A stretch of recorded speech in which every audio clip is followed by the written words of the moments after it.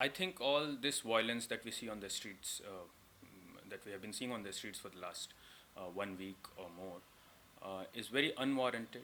It's illegal.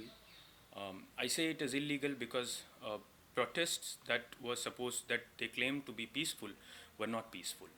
They went on the roads and torched buses, public property, and created an atmosphere of fear and terror in the cities wherever they happened.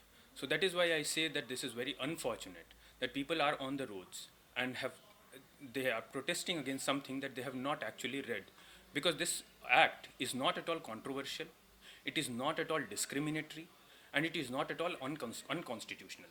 Why are people protesting? This is beyond my comprehension. See, it is very premature and it is almost illogical to attach CAA with NRC. Both are two different exercises. Citizenship Amendment Act is aimed solely at the persecuted minorities coming from the three countries, that is Bangladesh, Pakistan and Afghanistan.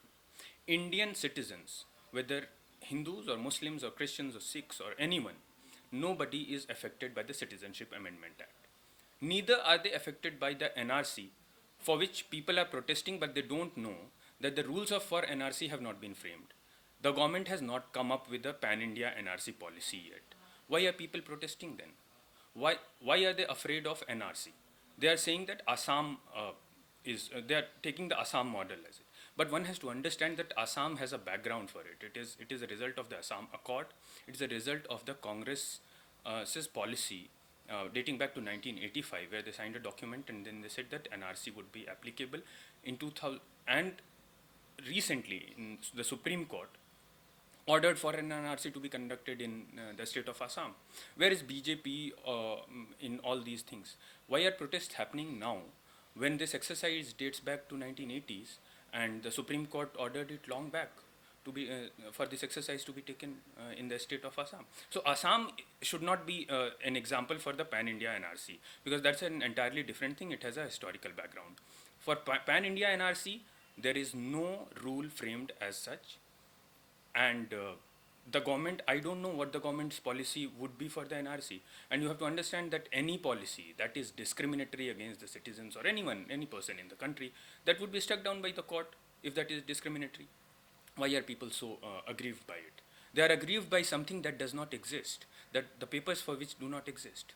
So one has to understand this. This, I believe, is an uninformed and propaganda-based protest, which has resulted into such violent protests across the country and has resulted in massive loss of public property and public peace. If we talk about the constitutionality of CAA, I think it fares well on that parameter. There is nothing unconstitutional in CAA.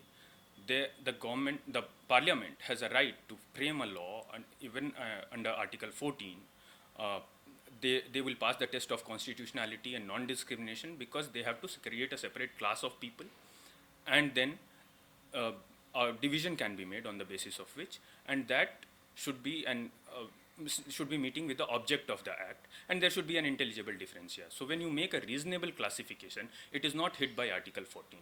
The government has done precisely that. They have passed an act through the parliament which makes a distinction between separate class of people, which again conforms to the object of the act and has been classified on the basis of reasonableness. So where is it hit by Article 14? Now we have 60 to 65 petitions lying in the Supreme Court, which are going to be heard very soon, and I'm pretty sure that that the constitutionality of the act would not be hit by them. I'm pretty sure about it. It has always been perceived that the academia, the intelligentsia, and the scholars have always been in support of the left. This is a misconception. There are a lot of people within the academia, intelligentsia, and people who are scholars in their own right, and who are in support of policy-based issues. There are people who are conforming to what this object of CAA is. They are supporting it. There are, in recent signature campaign, there were 1,100 people who signed a letter in support of the Citizenship Amendment Act, I was one of the signatories. And I believe that it is perfectly fine for anyone who believes in a policy to be right to support it. And it should not be seen as politicizing, it should not be seen as something for which the academics and intellectuals, public intellectuals and scholars are coming to coming as a cover for the government. No, it is not. It is because they believe, after having read the act, they believe that it is a correct step.